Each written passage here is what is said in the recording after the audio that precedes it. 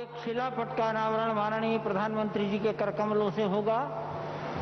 मैंने बताया था कि केवल इतना लिखा है, राम जन्मभूमि मंदिर के निर्माण कार्य का प्रारंभ पूजन द्वारा माननीय प्रधानमंत्री नरेंद्र मोदी जी द्वारा डॉक्टर मोहन राव भागवत माननीय राज्यपाल और मुख्यमंत्री महोदय की गरिमामयी उपस्थिति में आज के दिन संपन्न हुआ। इतना ही लिखा है। मैं निवेदन करता हूं कि वो शिलापट का अनावरण, यह बटन है, कर दें।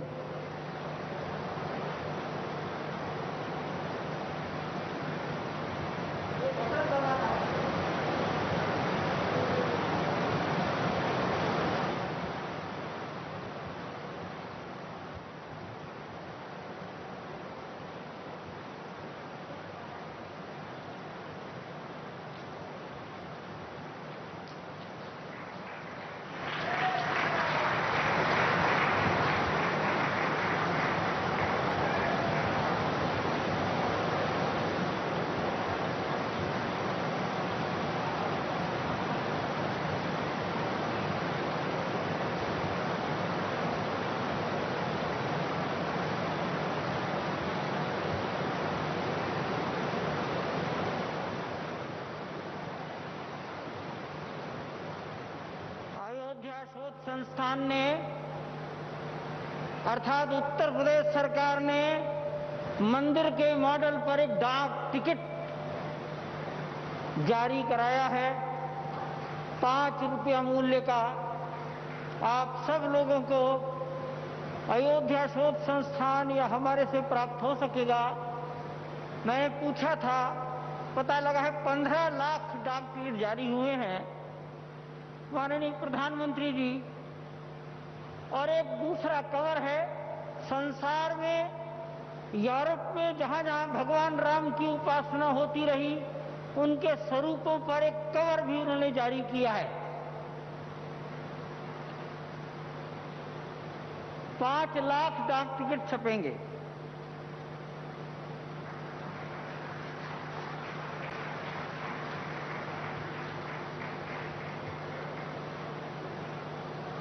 ले लें, कृपया बैठ जाए। अयोध्या शोध संस्थान ने ही माननीय मुख्यमंत्री जी के निवेदन पर काष्ठ की एक 3 फीट ऊंची कोदंडराम की प्रतिमा कर्नाटक राज्य से लगभग 6 महीने में तैयार हुई है। मुख्यमंत्री महोदय की ओर से माननीय प्रधानमंत्री जी को इस कार्यक्रम के अवसर पर कोदंडराम, अब मैं माननीय प्रधानमंत्री जी से करबद्ध प्रार्थना करता हूं, ये समाज आपका मार्गदर्शन चाहता है।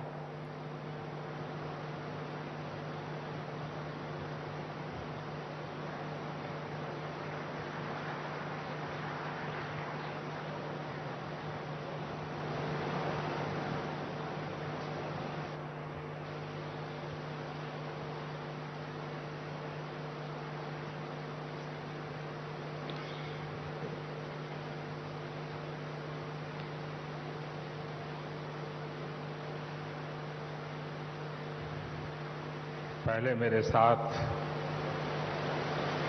प्रभु राम जी को, माता जानकी को जरा याद कर लें, उसके बाद ही मैं अपनी बात को आगे बढ़ाऊंगा।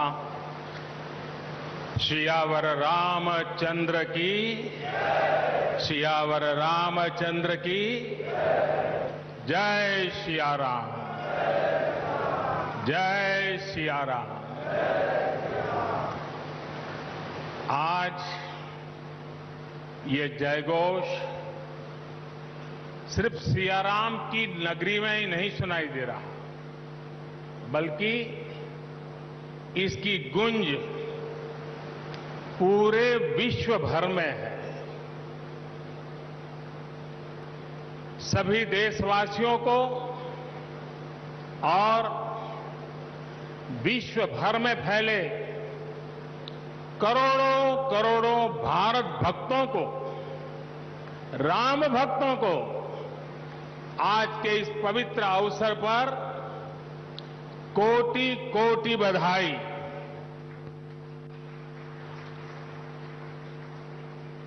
मंच पर विराजमान उत्तर प्रदेश के ऊर्जावान, यशस्वी, लोकप्रिय मुख्यमंत्री श्रीमान आदित्य योगीनाथ जी,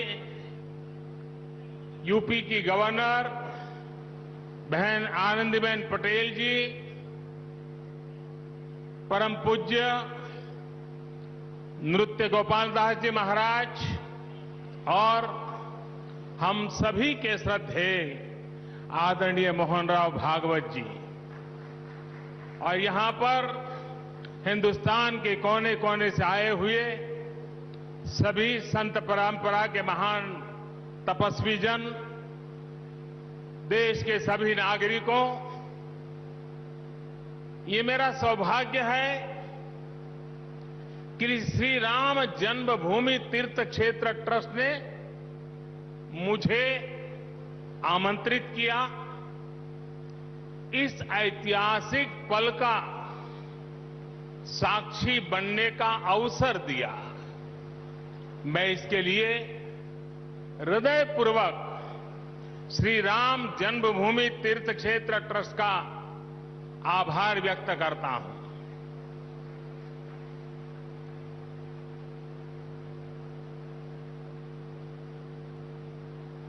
और आना बड़ा स्वाभाविक भी था, क्योंकि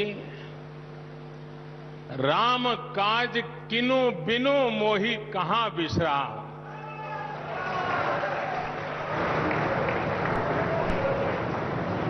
भारत आज भगवान भास्कर के सानिध्य में सरयू के किनारे एक स्वर्णिम अध्याय रच रहा है। कन्याकुमारी से क्षीर भवानी तक, कोटेश्वर से कामाख्या तक, जगन्नाथ से केदारनाथ तक, सोमनाथ से काशी विश्वनाथ तक, समेत शिखर से श्रवण बेलगोला तक, बोध गया से सारनाथ तक, अमृतसर साहब से पटना साहिब तक, अंडमान से अजमेर तक, लक्षद्वीप से लेह तक, आज पूरा भारत राममय है। पूरा देश रोमांचित है, हर मन दीपमय है। आज पूरा भारत भावुक है। सदियों का इंतजार आज समाप्त हो रहा है। करोड़ों लोगों को आज ये विश्वास ही नहीं हो रहा होगा कि वो अपने जीते जी इस पावन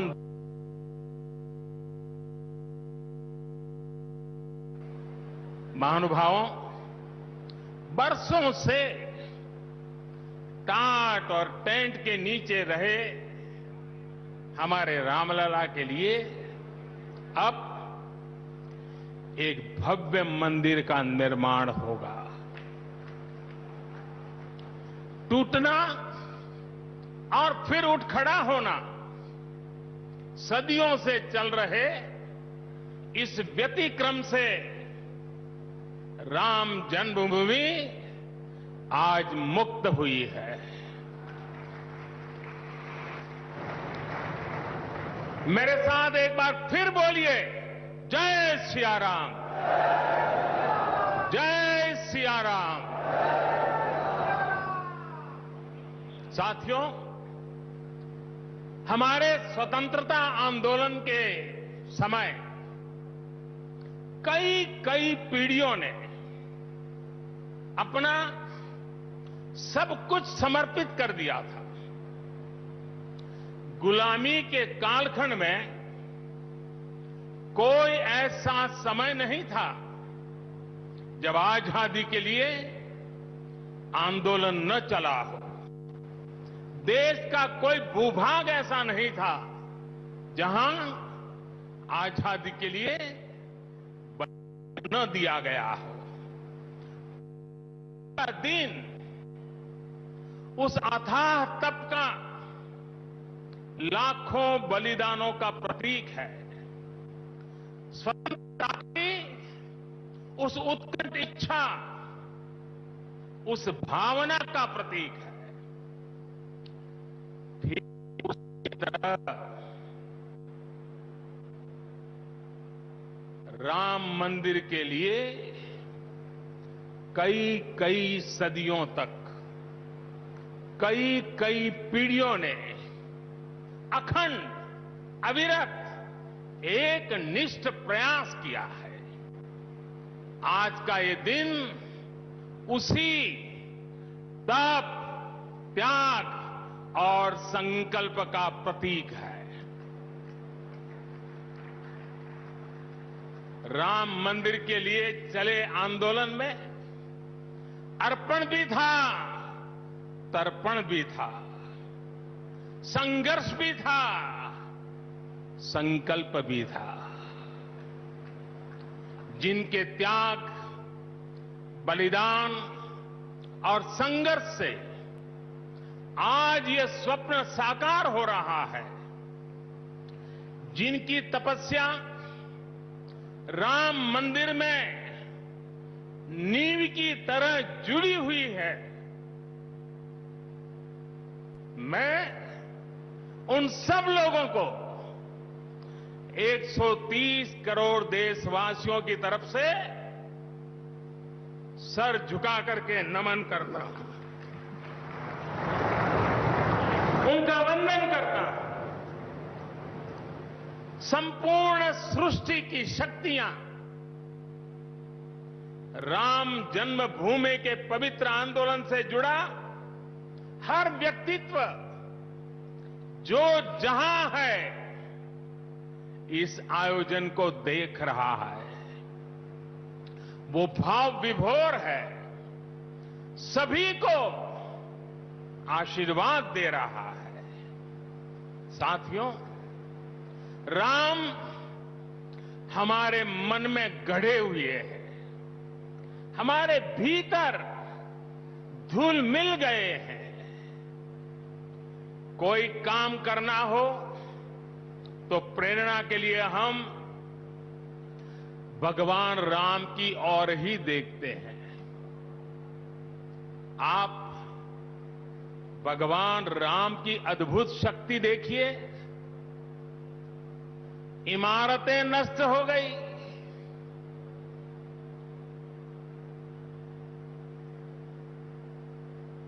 क्या कुछ नहीं हुआ?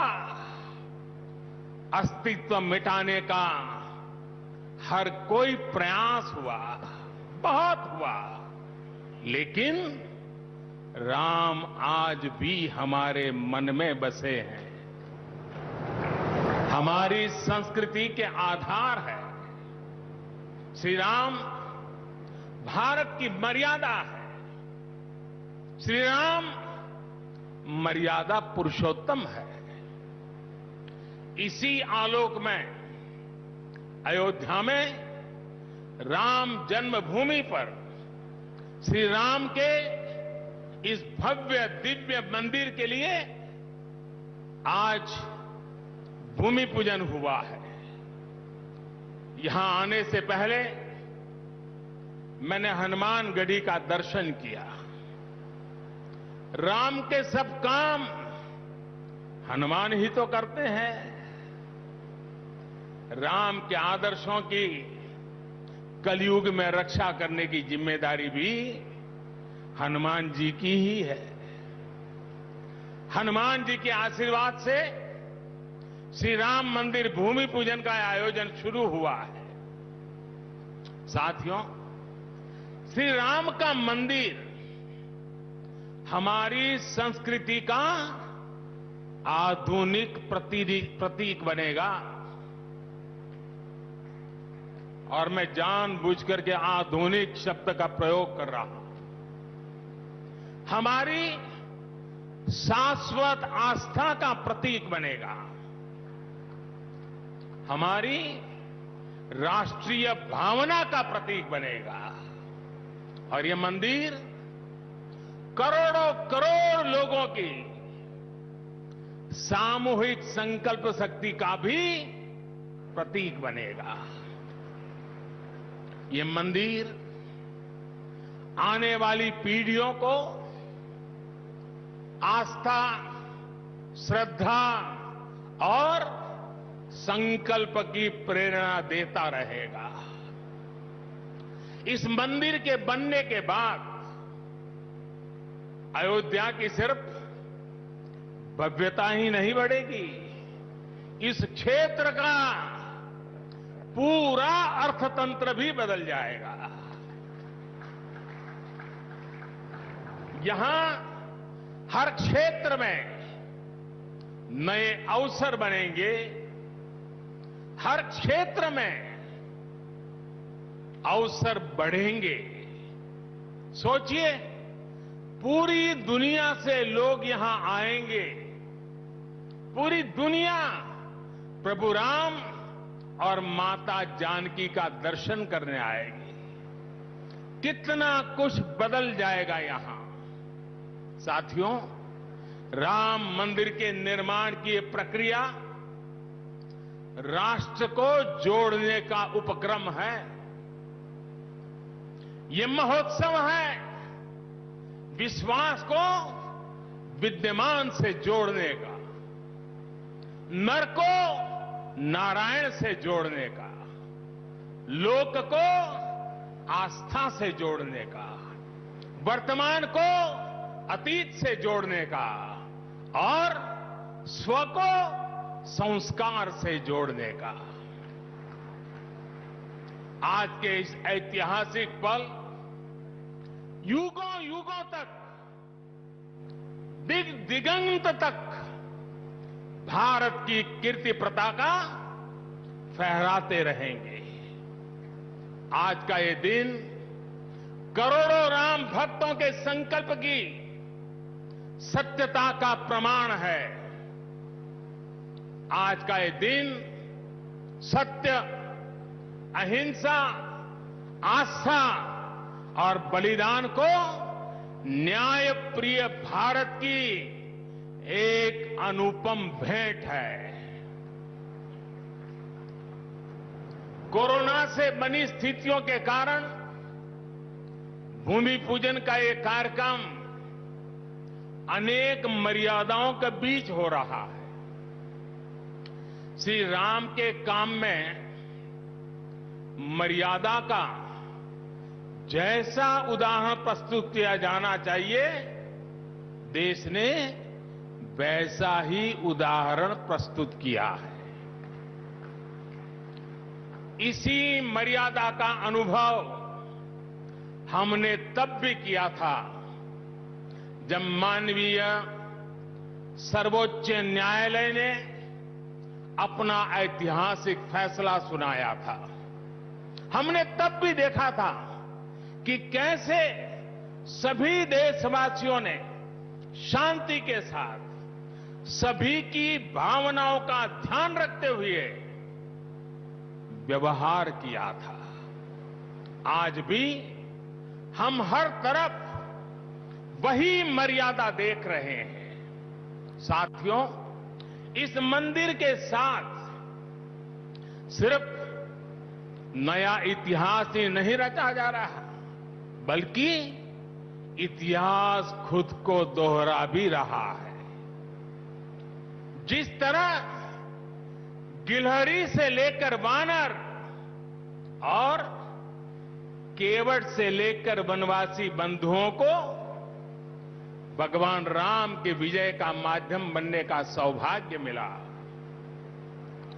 जिस तरह छोटे छोटे ग्वालों ने भगवान श्री कृष्ण द्वारा गोवर्धन पर्वत उठाने में बड़ी भूमिका निभाई, जिस तरह मावड़े छत्रपति वीर शिवाजी की स्वराज स्थापना के निमित्त बने, जिस तरह गरीब, पिछड़े, विदेशी आक्रांताओं के साथ लड़ाई में महाराजा सुहेल देव के संबल बने।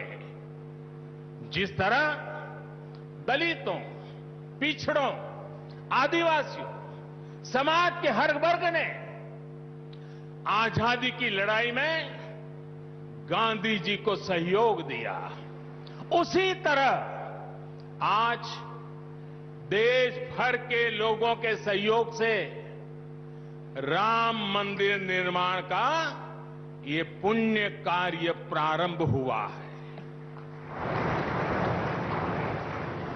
हम जानते हैं, जैसे पत्थरों पर श्री राम लिखकर, पत्थरों पर श्री राम लिखकर राम सेतु बनाया गया, वैसे ही घर घर से, गांव गांव से श्रद्धापूर्वक पूजी शिलाएं यहां ऊर्जा का स्रोत बन गई है।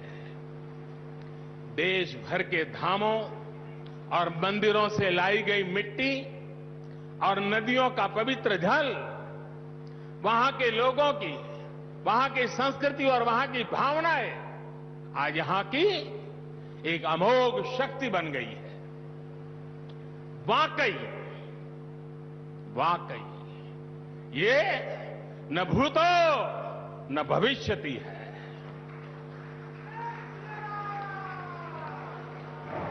भारत की आस्था, भारत के लोगों की सामूहिकता और इस सामूहिकता की अमोघ शक्ति पूरी दुनिया के लिए अध्ययन का विषय है, शोध का विषय है। साथियों, श्री रामचंद्र को तेज में सूर्य के समान, क्षमा में पृथ्वी के तुल्य, बुद्धि में बृहस्पति के सदस्य और यश में इंद्र के समान माना गया है। श्री राम का चरित्र सबसे अधिक जिस केंद्र बिंदु पर घूमता है वो है सत्य पर अड़िग रहना। इसलिए ही श्री राम संपूर्ण है, इसलिए ही वो हजारों वर्षों से भारत के लिए प्रकाश स्तंभ बने हुए हैं। श्री राम ने सामाजिक समरसता को अपने शासन की आधारशिला बनाया था। उन्होंने गुरु वशिष्ठ से ज्ञान, केवट से प्रेम, सबरी से मातृत्व, हनुमान जी एवं वनवासी बंधुओं से सहयोग और प्रजा से विश्वास प्राप्त किया। यहां तक कि एक गिलहरी की महत्ता को भी उन्होंने सहर्ष स्वीकार किया। उनका अद्भुत व्यक्तित्व, उनकी वीरता, उनकी उदारता, उनकी सत्यनिष्ठा, उनकी निर्भीकता, उनका धैर्य, उनकी दृढ़ता, उनकी दार्शनिक दृष्टि युगों युगों तक प्रेरित करते रहेंगे। राम प्रजा से एक समान प्रेम करते हैं, लेकिन गरीबों और दीन दुखियों पर उनकी विशेष कृपा रहती है। और इसीलिए तो माता सीता राम जी के लिए कहती हैं, दीन दयाल बिरिदु संभारी, यानी जो दीन है, जो दुखी हैं, उनकी बिगड़ी बनाने वाले श्री राम है। साथियों, जीवन का ऐसा कोई पहलू नहीं है जहां हमारे राम प्रेरणा न देते हो। भारत की ऐसी कोई भावना नहीं है जिसमें प्रभु राम झलकते न हो। भारत की आस्था में राम है, भारत के आदर्शों में राम है, भारत की दिव्यता में राम है, भारत के दर्शन में राम है। हजारों साल पहले वाल्मीकि रामायण, जो राम प्राचीन भारत का प्रदर्शन कर रहे थे, जो राम मध्य युग में तुलसी, कबीर और नानक के जरिए भारत को बल दे रहे थे, वही राम आजादी की लड़ाई के समय बापू के भजनों में अहिंसा और सत्याग्रह के शक्ति बनकर मौजूद थे। तुलसी के राम सगुण राम है, तो नानक और कबीर के राम निर्गुण राम है। भगवान बुद्ध भी राम से जुड़े हैं, तो सदियों से ये अयोध्या नगरी जैन धर्म की आस्था का भी केंद्र रहा है। राम की यही सर्वव्यापकता भारत की विविधता में एकता का जीवन चरित्र है। तमिल में कंब रामायण, तो तेलुगु में रघुनाथ और रंगनाथ रामायण है। उड़िया में रुईपाक कातेड़पदी रामायण है, तो कन्नड़ा में कुमुदेन्दु रामायण है। आप कश्मीर जाएंगे तो आपको रामावतार चरित मिलेगा, मलयालम में रामचरितम मिलेगी, बांग्ला में कृतिवास रामायण है, तो गुरु गोविंद सिंह जी ने तो खुद गोविंद रामायण लिखी है। अलग अलग रामायणों में अलग अलग जगहों पर राम भिन्न भिन्न रूपों में मिलेंगे, लेकिन राम सब जगह हैं, राम सबके हैं। इसलिए राम भारत की अनेकता में एक तरह के सूत्र है।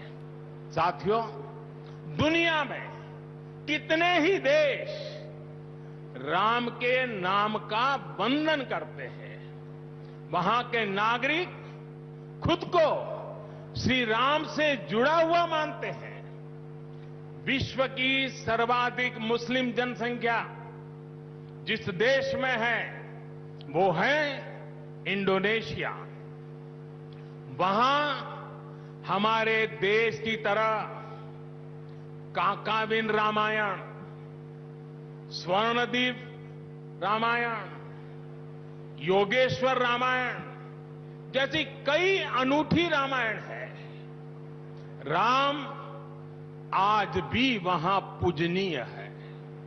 कंबोडिया में रमकेर रामायण है, लाओ में फ्रालाप रामायण है, मलेशिया में हिकायत शेरी राम, तो थाईलैंड में रामाकेन है। आपको ईरान और चीन में भी राम के प्रसंग तथा राम कथाओं का विवरण मिलेगा। श्रीलंका में रामायण की कथा जानकी हरण के नाम सुनाई जाती है और नेपाल का तो राम से आत्मीय संबंध